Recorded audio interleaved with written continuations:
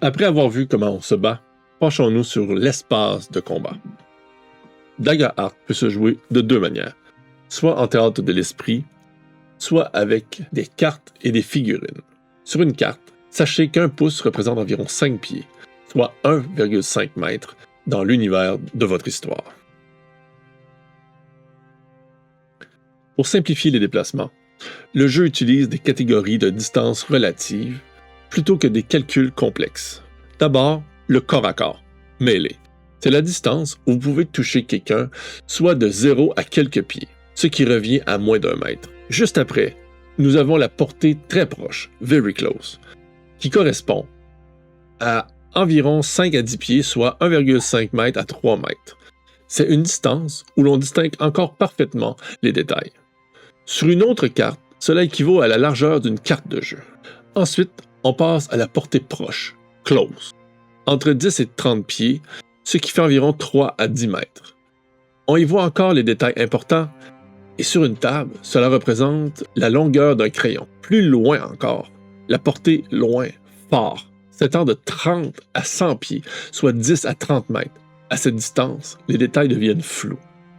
Sur votre table, c'est la longueur d'une feuille de papier standard. Enfin, la portée très loin, very far, couvre 100 à 300 pieds, donc environ 30 à 90 mètres. C'est la limite de ce que vous pouvez cibler. N'oubliez pas que la portée indiquée sur vos sorts ou vos armes est un maximum. Vous pouvez toujours viser une cible plus proche. En plein combat, le mouvement est stratégique.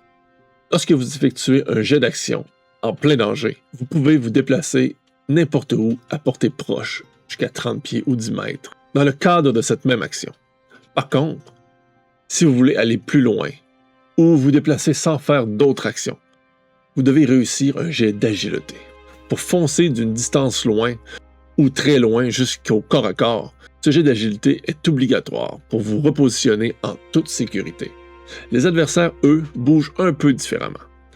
Ils peuvent se déplacer à portée proche gratuitement lors d'une action, ou franchir une distance très loin en utilisant une action complète. Pour finir, parlons du positionnement.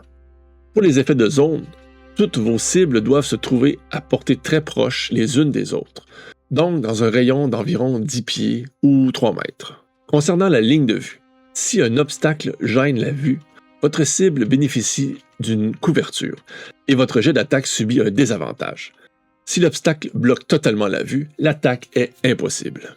Et pour les adeptes grilles de combat, voici la conversion en cases. Une case pour le corps à corps, 2 pour le très proche, 5 pour le proche et 20 cases pour la portée loin. Si votre installation ou votre terrain vous permet d'avoir une portée très loin sur votre table, envoyez-moi des photos. Je suis curieux de voir à quoi ressemblent vos champs de bataille à cette échelle. Ça doit être assez impressionnant. Voilà. Vous maîtrisez maintenant le terrain. Mais savoir où se placer ne suffit pas toujours, car le champ de bataille peut vous affaiblir de bien des manières. Dans le prochain épisode, nous verrons comment les conditions peuvent transformer votre héros en proie facile ou entraver ses mouvements. Que l'espoir soit avec vous.